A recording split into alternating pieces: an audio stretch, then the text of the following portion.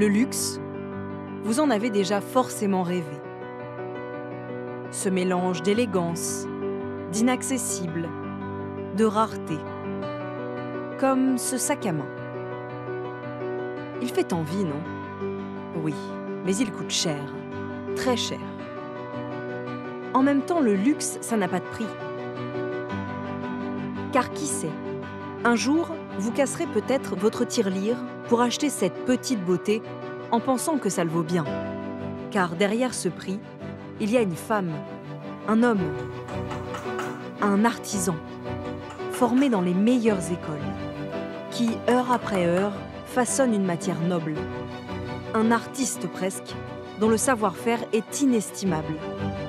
Travaillant pour des marques, non, pardon, pour des maisons respectueuses de leurs employés, de leurs clients, bref, des maisons éthiques. C'est ça, l'idée que nous en avons tous. Mais le luxe, c'est aussi en 2017 un marché de 262 milliards d'euros à l'échelle de la planète. Des marques mondialement connues, dont les boutiques peuplent les plus belles avenues des grandes capitales.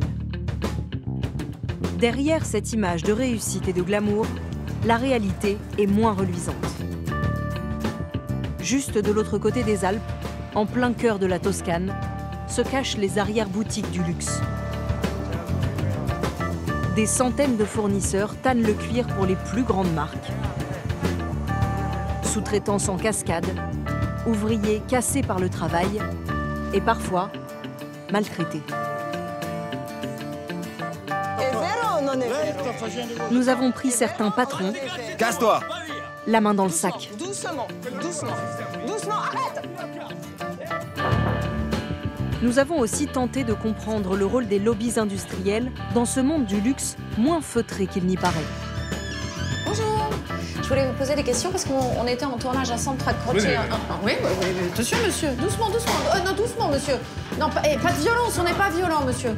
Aucune violence, monsieur, s'il vous plaît. Enfin, nous avons remonté l'une des filières de la marque italienne Max Mara jusqu'en Chine. Et ce qu'on a découvert à l'arrivée a de quoi faire froid dans le dos.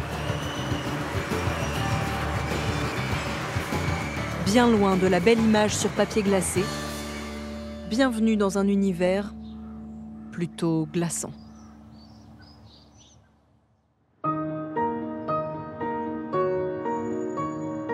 On a commencé l'enquête au bout de la rue. Après tout, en France, on a Paris. Et à Paris, on a la Fashion Week. Mais si, vous savez, la semaine de la mode. Défilé de stars. Défilé d'un peu moins stars. La Fashion Week, c'est l'occasion de voir une dame avec une cape blanche qui prend le trottoir pour un podium. Une autre avec des cheveux roses qui nous filme pendant qu'on la filme. Ou encore ce monsieur qui adore la mode et visiblement le hockey sur glace des années 80. Mais la Fashion Week, c'est avant tout une semaine intense de défilés. Du Dior, ambiance non, non, non, non, non. Du Gucci, ambiance rage-dedans, chic et paillettes. Du Vuitton, ambiance joie de vivre. Pourtant, ce qui nous a sauté aux yeux, ce ne sont pas vraiment les vêtements. Vous avez remarqué qui se pavane au bras des mannequins? Des sacs à main, de toutes les formes, à tous les prix. Entre 1 200 € et l'infini. Les accessoires ont pris le pouvoir. Pour s'en convaincre, il suffit de regarder quelques chiffres. Prenez les marques détenues par des groupes français et additionnez les chiffres d'affaires de la maroquinerie et de la chaussure. Bref, de ce qui est majoritairement fait de cuir. Voici ce que ça donne. Pour Gucci, 74% du chiffre d'affaires total de la marque. Pour Saint-Laurent, 72%. Pour Hermès, 60%. Voilà. Vous l'avez compris, dans le monde du luxe, pas de profit record sans le cuir.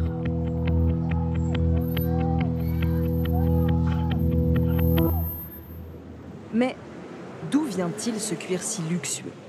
D'après nos informations, l'immense majorité de cette matière première a été tannée en Italie. Nous appelons les tanneries, une par une. Ça prend du temps, il y en a 700. Et on pose toujours la même question. Je voulais savoir, pour quelle marque est-ce que votre tannerie travaille? Honnêtement, c'est un secret. On ne peut pas vous dire qui sont nos clients. Ah non, ils sont très réticents à ce qu'on donne leur nom. Mais un bon quart des entreprises finit par jouer le jeu. Et 700 appels plus tard, se dessine la carte des fournisseurs du secteur du luxe.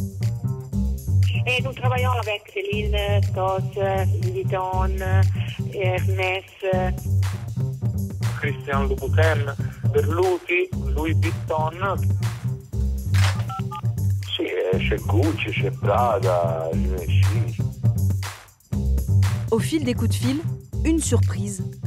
Toutes ces tanneries et sous-traitants sont situés dans un mouchoir de poche en Toscane. Une zone d'à peine 36 km².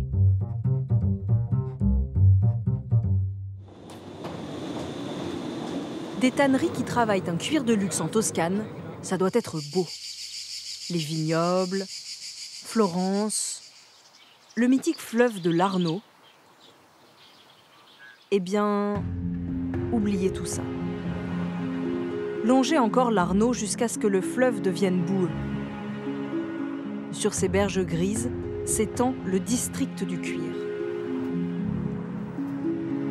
La Toscane, coincée le long de la nationale entre Florence et Pise. Et pour savoir quelle sortie prendre, c'est un peu au pif. Plus précisément, à l'odeur d'œufs pourris qui embaume tout le secteur. Bienvenue à Santa Croce sous l'Arno. Un univers nettement moins glamour que les podiums des marques de luxe. Un univers où il est difficile d'approcher ceux qui y travaillent. Apparemment, un monde plutôt secret. Voilà les tanneries de la maroquinerie du luxe. Elles génèrent plus d'1 milliard d'euros de chiffre d'affaires chaque année et emploient 7500 salariés, un petit bout d'Italie richissime. Une tannerie a accepté de nous ouvrir ses portes. C'est l'une des plus importantes de la région, la tannerie Zabri. Bonjour, Zoé de Lucia. Carlo Rovini est le bras droit du patron. Il nous sert de guide. Et il commence par les joyaux de la couronne, le showroom. Les produits finis du district du cuir, de la peau tannée, imprimée, pressée, vendue au mètre carré. Elle servira ensuite aux ateliers de confection et aux fabricants des grandes marques qui en feront des sacs, des ceintures, des chaussures. Parmi les grands groupes, les grandes marques qui font un peu rêver, vous travaillez pour qui? Les marques américaines, françaises, italiennes. On travaille un peu avec... allez, j'ose le dire, presque toutes les grandes maisons internationales. Kenzo, Tod's, Polo Ralph Lauren, Tommy Hilfiger, le groupe Louis Vuitton, Chloé, Isabelle Marant. Il est fier, Carlo Rovini. Des clients prestigieux, une tannerie toute propre, des salariés heureux et du matériel dernier cri. Franchement, après une journée chez Zabri, nous étions conquis.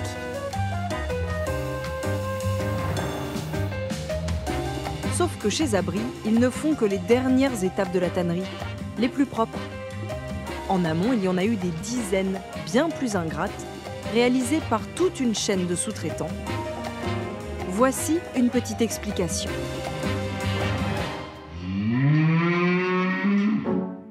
Au début, un sac à main, ça ressemble à ça. Ensuite, il faut enlever la peau de la vache et mettre des kilos de gros sel dessus pour la conserver. Puis, les peaux sont envoyées dans les tanneries pour un long voyage en une quarantaine d'étapes. Il y a l'étape où elles sont mises dans une sorte de bétonnière avec de l'hydrogénosulfure pour retirer tous les poils. C'est ce qui donne à la région cette odeur d'œuf pourri. Ensuite, elles iront dans ces grands tambours pour être imbibées de sel de chrome afin de stopper le processus de putréfaction. Puis elles sont séchées,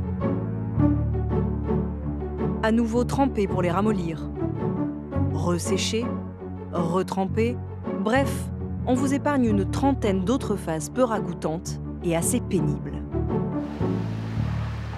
Maintenant que vous avez compris le nombre colossal d'étapes, et donc de sous-traitants, retournons chez Zabri.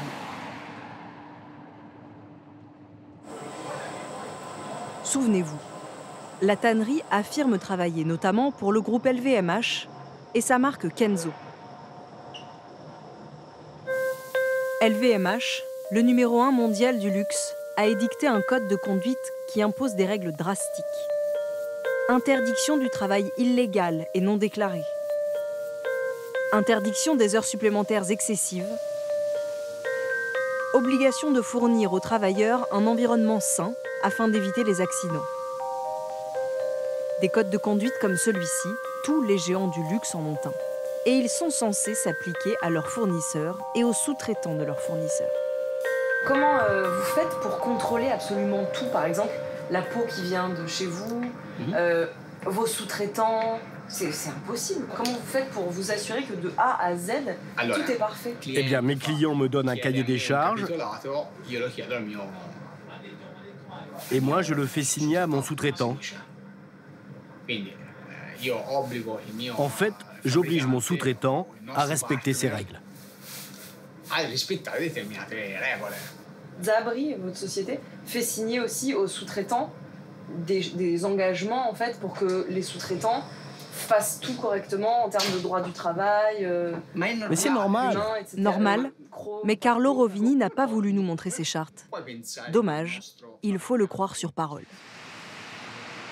Apparemment, dans l'univers du luxe, tout serait sous contrôle et chaque maillon de la chaîne serait irréprochable. Continuons notre voyage dans ce monde enchanté. Bonne nouvelle, l'un des sous-traitants de Zabri accepte de nous ouvrir ses portes, Thermoplac. Voici le patron, il s'appelle Alfonso Guerra. Vous êtes déjà en train de filmer?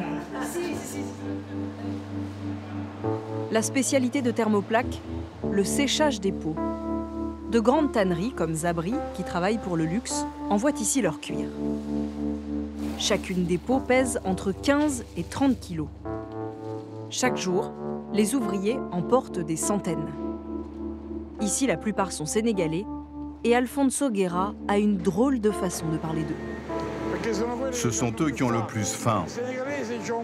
Les Sénégalais ont un caractère qui est compatible avec le nôtre.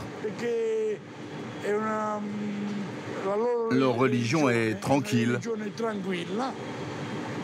Ils veulent travailler. Ils ne boivent pas.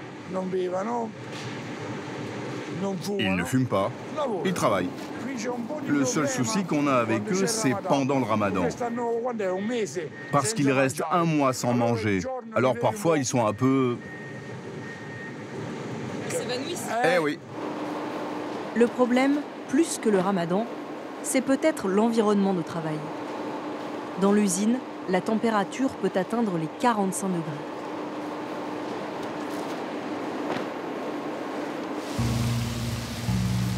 Alfonso Guerra n'est pas le seul à faire travailler des ouvriers sénégalais.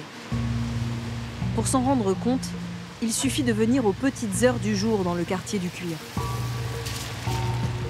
Des centaines de Sénégalais, petites mains du luxe et ouvriers très précaires.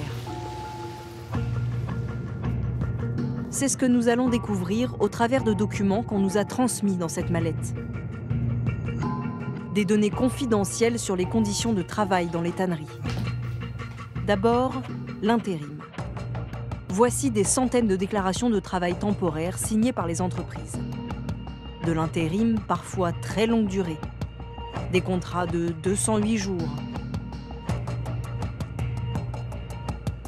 215 jours et jusqu'à 366 jours.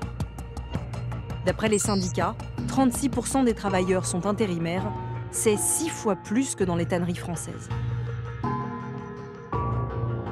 Et ce n'est pas tout.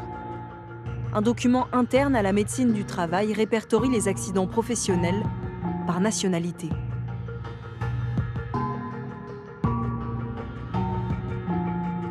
Selon nos calculs, les étrangers sont 2 fois plus touchés que les Italiens. À la médecine du travail, le docteur Yaya a la charge du secteur des tanneries. Depuis 15 ans, elle se bat pour la santé des salariés. D'après elle, il y a un lien direct entre précarité et accident du travail.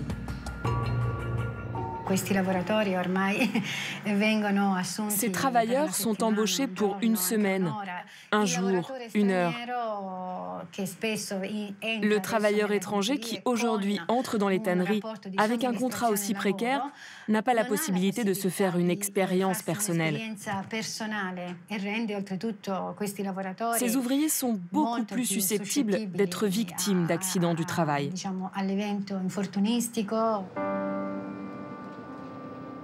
Et chez Thermoplaque, comment ça se passe, question sécurité? Toute la journée, les ouvriers manipulent des pots imbibés de produits chimiques. En patron modèle, Alfonso Guerra nous promet qu'il s'occupe de fournir les équipements de protection.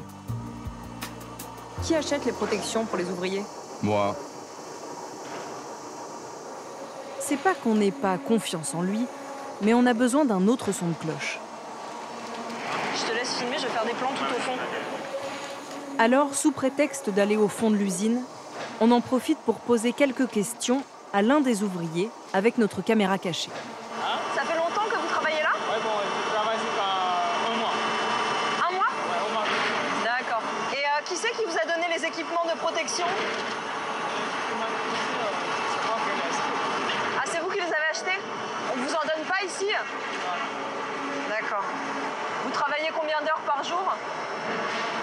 13 heures. 13 heures par jour? Ne le dérangez pas, il travaille. Puis, le fils du patron intervient. Laissez-le travailler. Ah, pardon. Dans une usine comme celle-ci, le risque d'accident est permanent. Mais heureusement, chaque machine dispose de son système de sécurité. C'est la loi qui l'impose.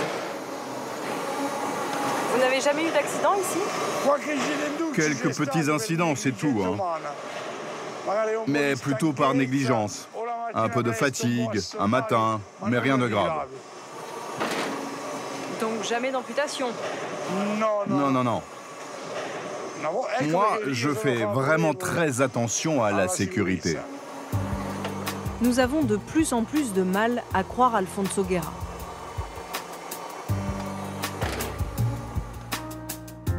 Après plusieurs jours à Santa Croce, nous avons gagné la confiance d'un homme. Nous le rencontrons un soir avec notre interprète italien. L'ouvrier a travaillé à Thermoplaque en 2014. Il affirme qu'Alfonso Guerra, le patron, retirait parfois la sécurité des machines pour augmenter les cadences. Il y a laissé 3 phalanges. Ce témoin accepte de nous parler à condition de rester anonyme. C'était la première fois que je travaille.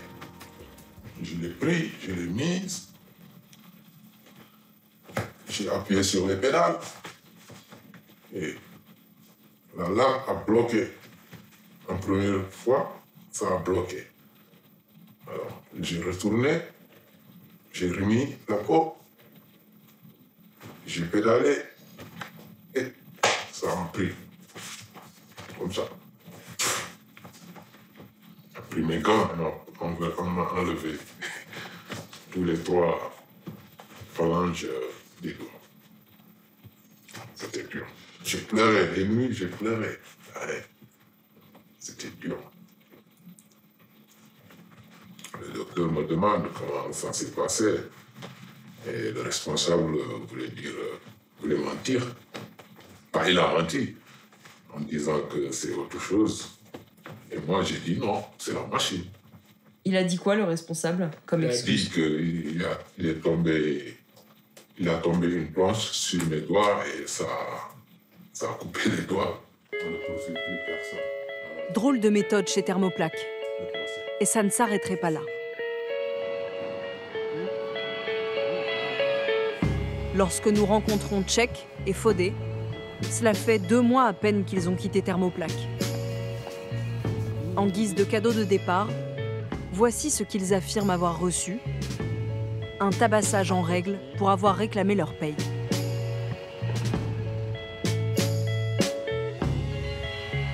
D'après eux, ce serait l'œuvre d'Alfonso Guerra et de l'un de ses fils. On avait rendez-vous ici pour récupérer notre argent. Mais quand nous sommes arrivés, il y avait Alfonso et l'un de ses fils, avec d'autres personnes. Ils étaient 6 en tout. Ils avaient des barres de fer, des couteaux et tout.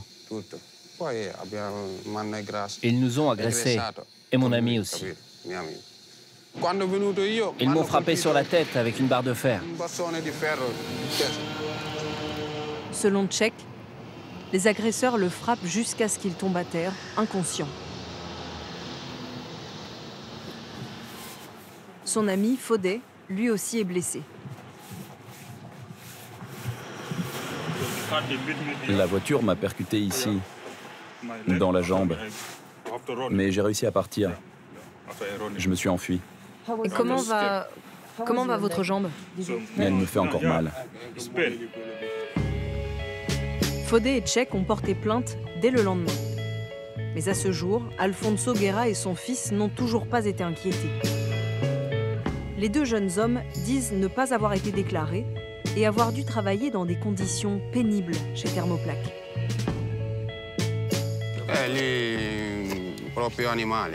On était traités comme des animaux. On ne pouvait même pas aller aux toilettes.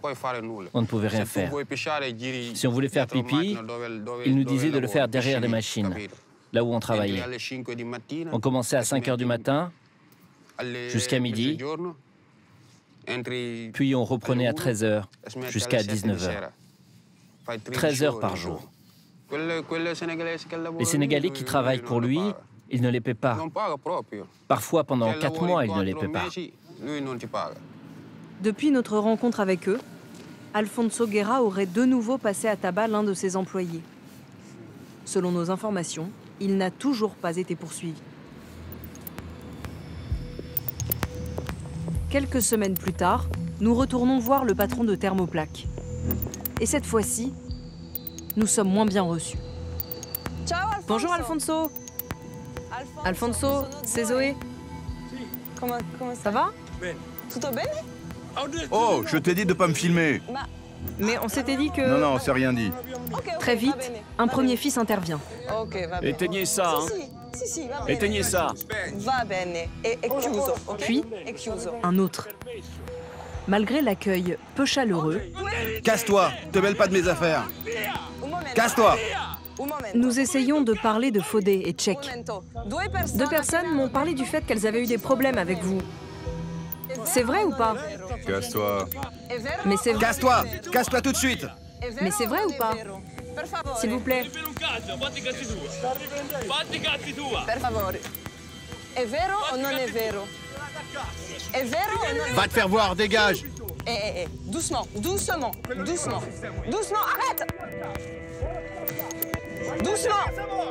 On rentre, on rentre. Des patrons violents, des conditions de travail pénibles, des ouvriers qui disent être tabassés.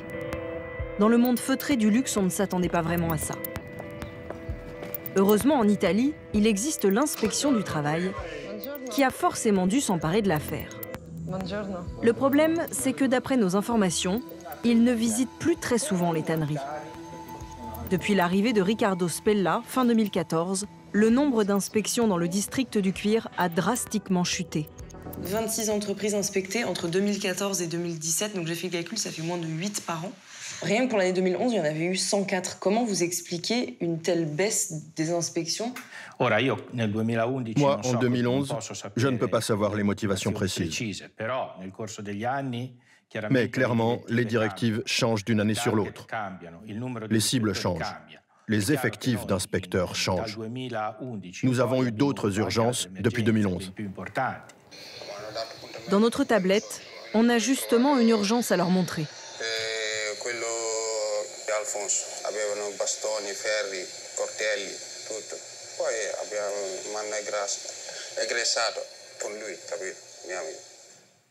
Ce cas, moi, je ne le connais pas.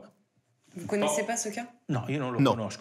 Cette entreprise, elle est connue dans tout le secteur comme étant une entreprise particulièrement problématique et peu vertueuse avec ses employés. Le cas dont je vous parle, il a été l'objet de nombreux articles dans la presse locale.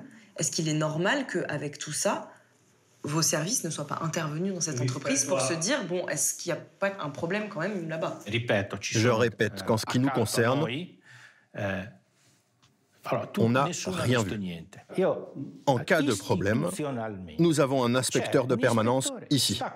Donc ça veut dire que là, après aujourd'hui, vous n'allez rien déclencher. Sauf si l'un de ces deux jeunes qui s'est fait frapper ne fait pas 50 km pour venir vous voir et vous alerter. Moi, je suis convaincu que la façon dont ce bureau agit, même s'il peut toujours s'améliorer, est tout de même suffisante. Et même plus que suffisante. Alors, si tout va bien, désolé du dérangement. Avant de partir, une information. Si vous voulez vous plaindre de votre patron et que vous faites 50 km pour venir alerter les inspecteurs du travail, ne vous trompez pas dans les horaires. C'est du lundi au vendredi de 9h15 à 12h15 et le lundi et le mercredi de 15h à 16h. Et du côté des donneurs d'ordre, y a-t-il des sanctions? Zabri, la tannerie modèle qui affirme travailler pour LVMH, a-t-elle connaissance des violences qu'aurait commises son sous-traitant? Parce que, souvenez-vous, Zabri et Thermoplaque travaillent main dans la main. Nous retrouvons Carlo Rovini pour l'interroger sur les comportements de son sous-traitant.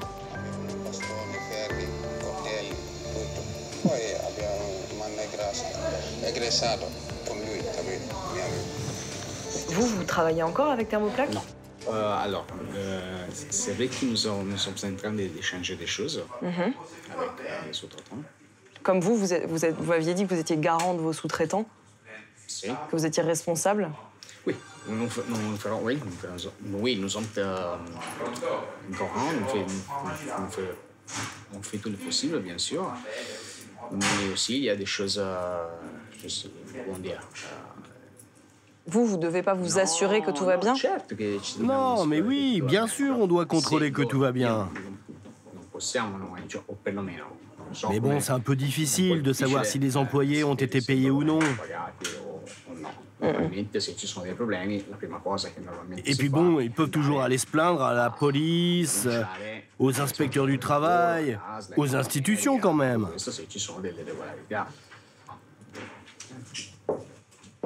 Arrivederci, grazie. Bah oui, c'est une bonne idée, ça. Au revoir. Se plaindre aux autorités, on a vu que ça fonctionnait bien. Tout au bout de la chaîne, on en pense quoi de cette situation? Nous avons proposé une interview au groupe LVMH qui l'a refusée. Nous n'avons reçu que des courriels de leur part qui précisent ceci. Concernant Kenzo, nous ne voyons pas d'autres traces dans les livres que de minuscules montants correspondant à des demandes de peau à Zabri. Pourtant, lorsque nous rappelons la tannerie Zabri, elle maintient que la collaboration est bien plus importante. C'est certain que notre matériel sert à fabriquer des produits Kenzo. Récemment, nous avons fait 5, 6, 7 expéditions par an pour Kenzo directement. C'est une relation plutôt continue dans le temps. Et qui dure encore aujourd'hui? Oui, oui.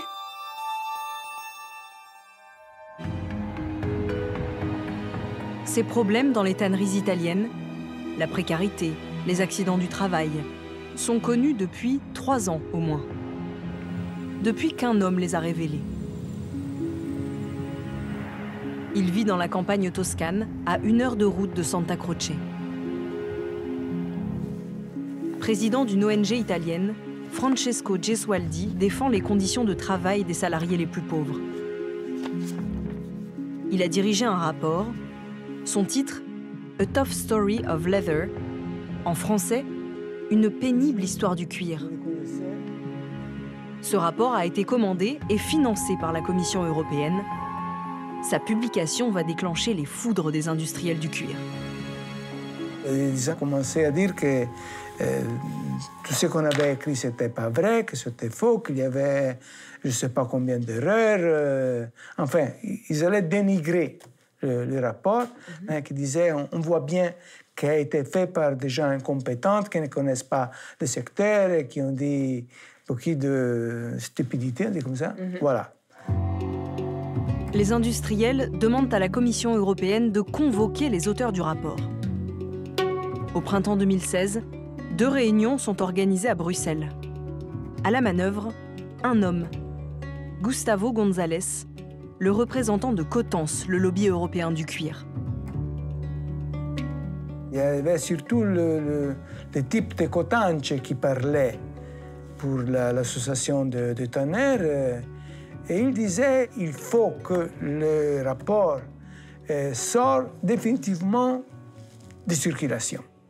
Et le rôle de la Commission européenne là-dedans? Et voilà, le rôle étrange de la Commission européenne, c'était pas de dire OK, allons voir qui a raison entre les données. Non, mais ils ont pris la défense des tanneurs. Bruxelles, commanditaire d'un rapport qu'elle finirait par ne plus assumer, un lobby du cuir qui ferait plier la Commission européenne, l'histoire vaut bien un déplacement en Belgique. Malgré de nombreux échanges de courriels, le secrétaire général de Cotense, Gustavo González, a refusé de nous rencontrer. Alors on lui rend une visite surprise. C'est fermé à clé. Je crois. Bonjour. Bonjour. Vous êtes Monsieur González? Oui. Je voulais vous poser des questions parce qu'on était en tournage à Santa Croce. Oui, attention, monsieur. Doucement, doucement. Non, doucement, monsieur. Non, pas de violence. On n'est pas violent, monsieur. Aucune violence, monsieur, s'il vous plaît. On n'est pas violent.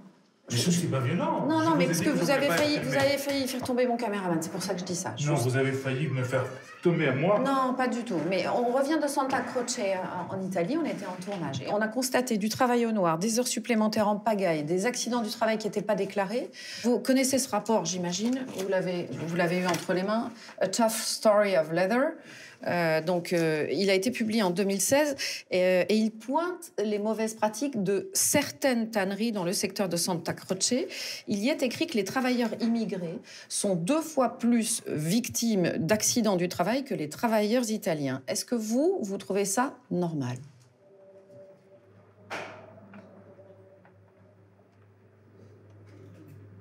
Pardon? Vous voulez que je répète ma question? Oui. D'accord. Donc, dans ce rapport qui est ici, A Tough Story of Leather, il est écrit que les travailleurs immigrés sont 2 fois plus victimes d'accidents du travail que les travailleurs italiens. Donc, est-ce que vous trouvez cette situation normale?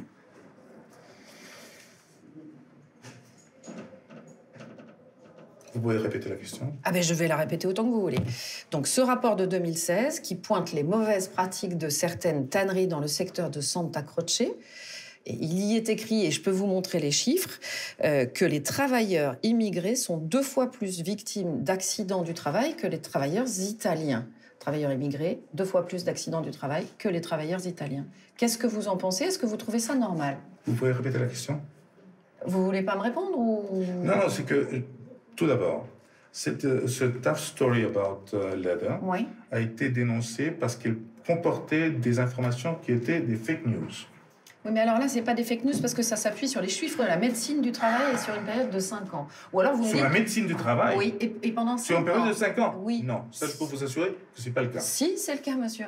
Pardonnez-moi, monsieur González. Mais sur ces chiffres-là... Si vous vous basez sur quelque chose qui a été démenti, désautorisé, parce qu'il comportait des fake news, Alors, désautorisé, d'après, comme vous dites, hein, mais d'après nos informations, c'est pas ça. C'est vous qui auriez tenté de faire étouffer ce rapport, en fait. Comment? Oui, c'est vous qui aurait absolument tenté de faire étouffer. Oui, non, c'est ce que nous ont dit les ONG. La vérité sur les mensonges qui ont été présentés. Donc pour vous, est-ce que cette affirmation est un mensonge? C'est-à-dire quand on dit que sur une période de 5 ans, avec les chiffres de la médecine du travail, il y a 2 fois plus d'accidents pour les travailleurs immigrés que pour les travailleurs italiens, est-ce que vous démentez ces chiffres? Je ne crois pas que c'est correct. Mais vous ne croyez pas ou... Parce que parce que ce sont pas les chiffres de la médecine du travail. Là, vous contestez, vous, ces chiffres, mais est-ce que c'est vous, oui ou non, qui avez saisi la commission pour que ce rapport soit retiré d'Internet? Oui. Parce qu'il est mensonger. Est-ce qu'il est mensonger sur le fait qu'il y a 2 fois plus d'accidents du travail sur les travailleurs immigrés que sur les travailleurs italiens? Ça, c'est à vérifier. Vous ne savez pas? Non. Vous êtes en train de faire ici des élaborations sur des chiffres. Alors, Moi, il faut que je vérifie. Alors, il est mensonger sur quoi? Dites-moi sur quoi il est mensonger. Madame, c'est toute une liste de points qui ont été présentés à la commission.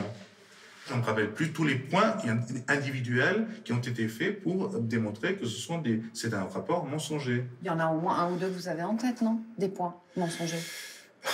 Madame, je deviens vieux. Vous n'avez pas l'air. Écoutez, merci beaucoup, Monsieur Gonzalez. Moi, quand vous voulez une interview au calme, tranquillement, posée dans un bureau, c'est quand vous voulez. Bonne journée. Décidément, difficile d'avoir des réponses quand on s'intéresse au cuir des grandes maisons de la mode. Mais qu'en est-il alors de l'autre matière emblématique de l'univers du luxe, la fourrure? Vincennes, ironie cruelle pour les pensionnaires du zoo, Madame André Leroy présente ici même ses dernières créations. Déjà, dans les années 50, la fourrure avait ses adeptes. Un manteau de kangourou. Et souhaitons à ce poney de ne pas se transformer un jour lui aussi en manteau. 20 ans plus tard, toutes les stars ont les yeux qui brillent devant les pelisses sur les podiums.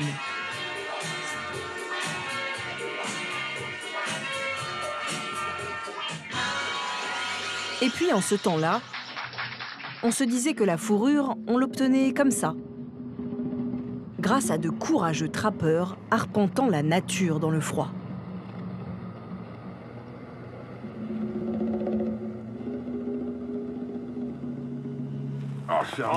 C'est un beau.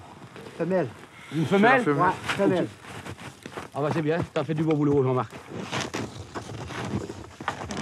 Depuis, la fourrure, ce sont des animaux d'élevage. Quant aux trappeurs, ils ne sont plus québécois. Ils sont chinois.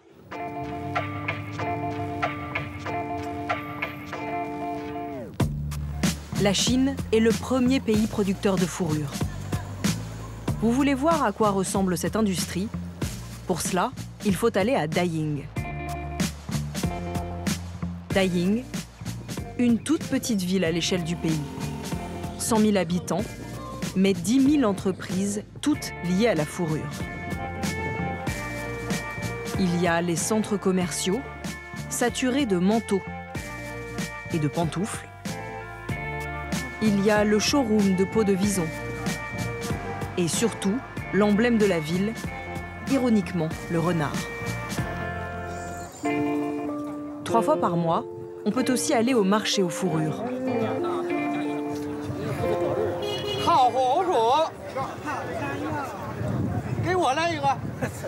Des dizaines de milliers de peaux de toutes sortes d'animaux. Bonjour, ça c'est du raton laveur. À des prix dérisoires. Celui-ci, c'est 25 yuan la pièce. C'est la meilleure de tout le marché. Vous ne trouverez pas mieux ailleurs. 25 yuan, à peine plus de 3 € pour une peau. En Chine, 70 millions d'animaux sont tués pour leur peau chaque année. Et le bien-être animal, ça n'est pas vraiment la priorité du pays.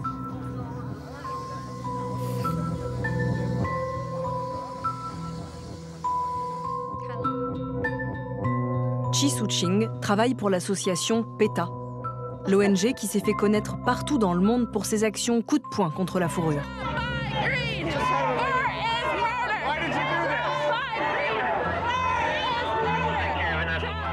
Cette jeune militante est à la pointe du combat en Chine. Le pays est devenu la priorité de l'association. Les animaux des fermes ne sont pas protégés. Et il n'y a pas de loi qui contrôle l'élevage et le commerce. Certes, il y a des associations comme la nôtre qui se battent contre la souffrance animale. Mais comme il n'y a pas de loi, nous n'avons pas d'interlocuteur officiel. Tous ces animaux, de l'élevage jusqu'à l'abattoir, n'ont aucune protection, aucun droit.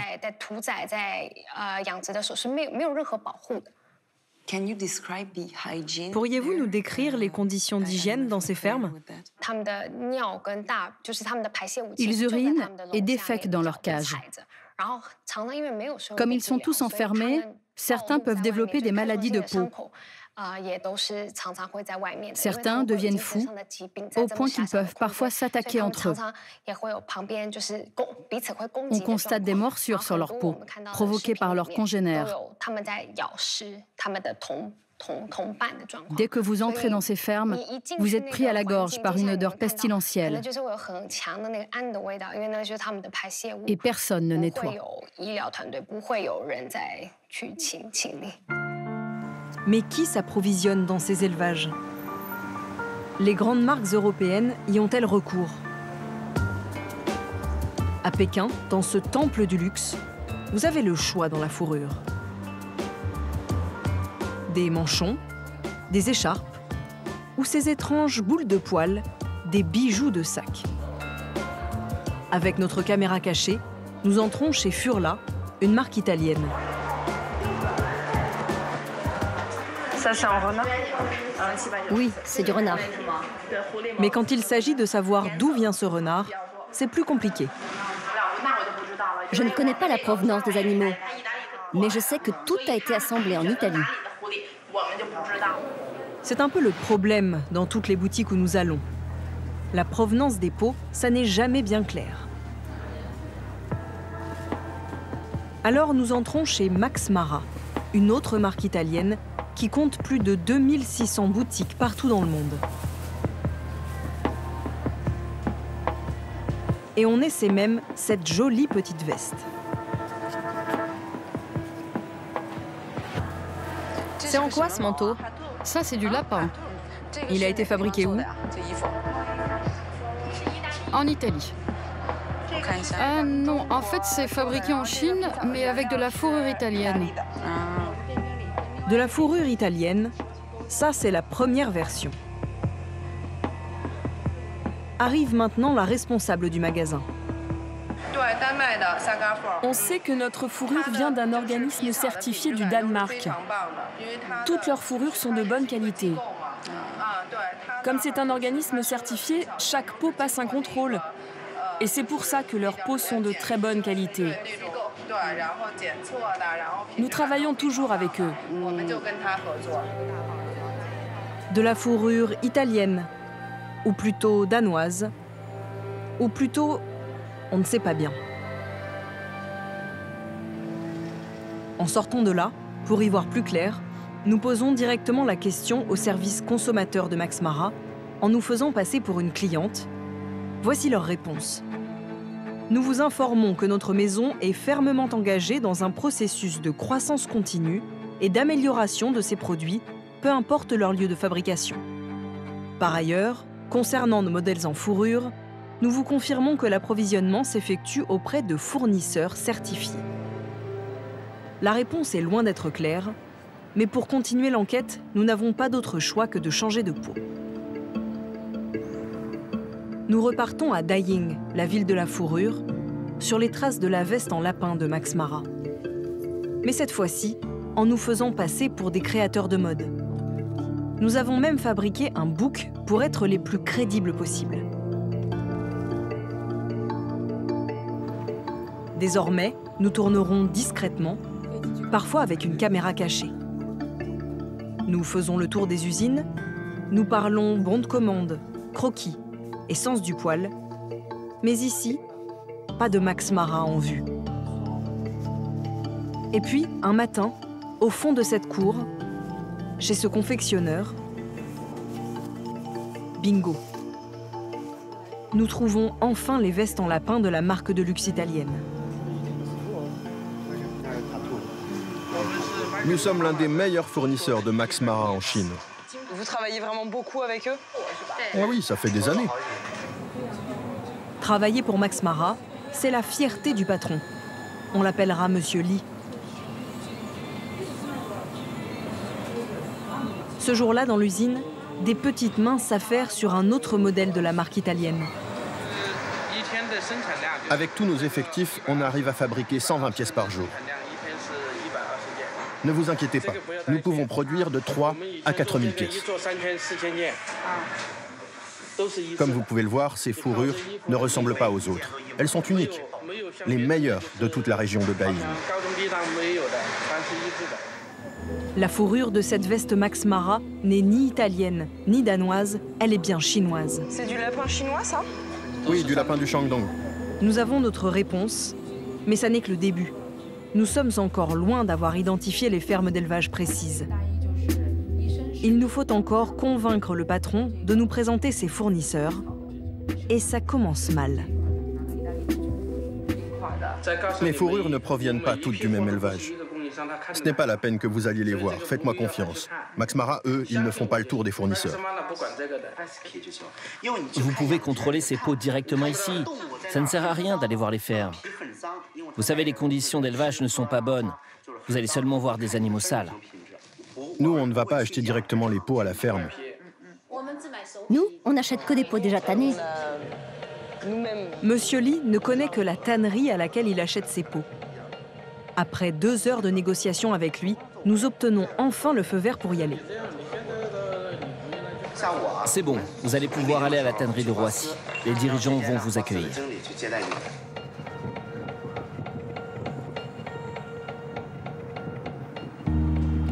Roissy, à 250 km au nord de Daying. Une autre ville dont toute l'activité est tournée vers la fourrure.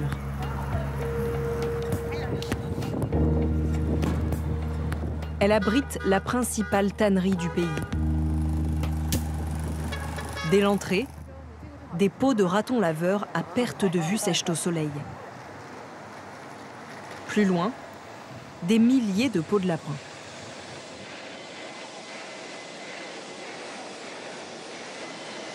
Vous travaillez sur combien de peaux chaque jour? Dans cette partie de l'usine, on fait 10 000 pièces par jour. Mais sur les périodes de pic, ça peut monter à 30 000, voire plus.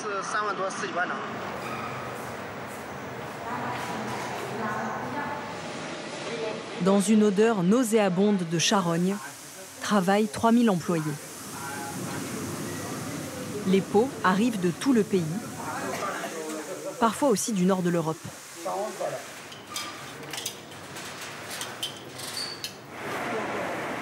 Une autre partie de l'usine est dédiée uniquement aux lapins, ou plutôt à ce qu'il en reste.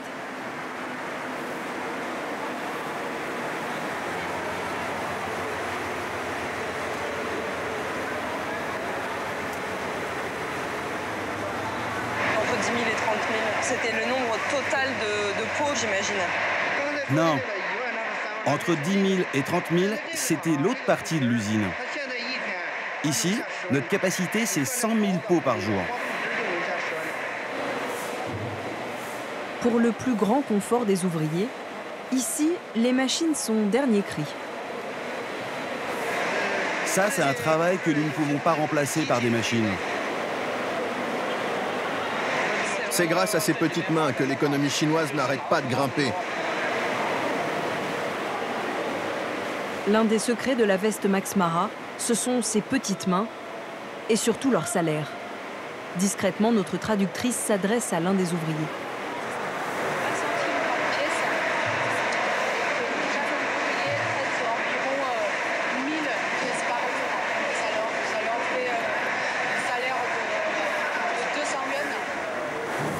200 yuan, à peine 26 € par jour, ça n'est même pas le salaire minimum chinois. Maintenant, revenons à nos lapins. Au fond de l'usine, les pots qui sont mises de côté pour Monsieur Li. Alors c'est là-dedans que vous faites votre choix pour Max Mara? Oui, une partie me sert pour Max Mara et je revends le reste. Et vous en achetez combien par an, en tout, pour Max Mara? 50 000. Monsieur Li nous parle enfin de l'endroit d'où viennent ces pots. C'est mon négociant qui va me les chercher dans la ville de Ligny. Vous avez l'air de vraiment apprécier la fourrure de Ligny. Oui, c'est doux comme de la soie. Voici le négociant de Monsieur Li. C'est lui qui va acheter les pots dans les provinces reculées pour approvisionner Max Mara. Pour Monsieur Li, je ne prends que la fourrure de Ligny. Si on veut aller jusque dans les fermes d'élevage de lapins, c'est lui qu'il faut convaincre. Vous pensez que ce serait possible de vous accompagner à Ligny dans les jours qui viennent? Finalement, après des heures de discussion, nous obtenons notre billet aller pour Ligny.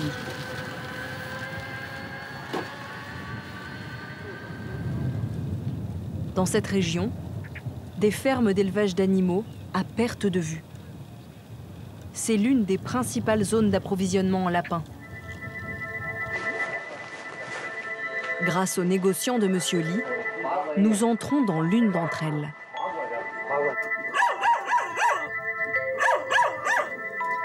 Elle compte environ 10 000 animaux. Parfois, entassés à deux dans des cages minuscules. Il n'y a plus de place. Quand j'aurai vendu quelques rangées de lapins, je pourrai en remettre un seul par cage. Ici, aucune loi n'oblige les propriétaires à la moindre norme d'hygiène.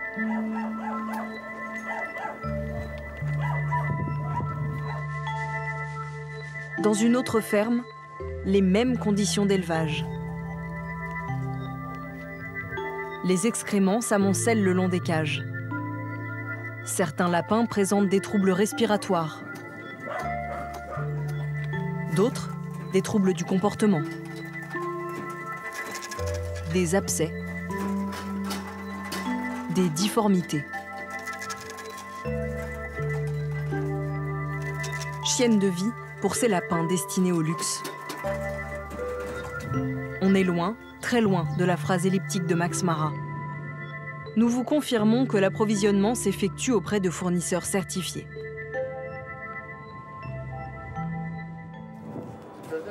Tout ceci n'est rien à côté de la mort des animaux.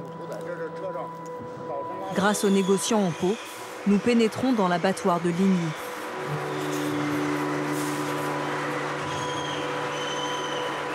Le bruit que vous entendez, ce sont les cris des lapins. Accrochés au début de la chaîne d'abattage, leurs pattes sont parfois brisées. Puis, ils sont saignés. Et moins d'une minute après, dépecés.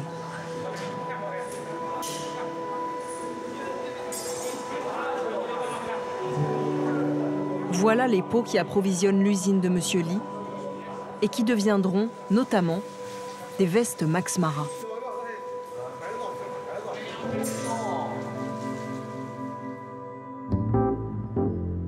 La marque de luxe sait-elle dans quelles conditions vivent et meurent les lapins qui servent à fabriquer certains de leurs manteaux? Nous avons tenté d'obtenir une interview, mais Max Mara a refusé. Notre groupe, compte tenu de la complexité de sa propre chaîne d'approvisionnement, n'est pas en mesure concrètement de pouvoir recueillir plus d'informations pour votre sujet. Drôle d'argument. Au terme de notre enquête, ce monde du luxe, on ne le regarde plus vraiment pareil. Après les tanneries de Toscane, après les fermes d'élevage et les abattoirs de Chine, on a comme un doute. Et si cette belle image du luxe n'était qu'un rêve ?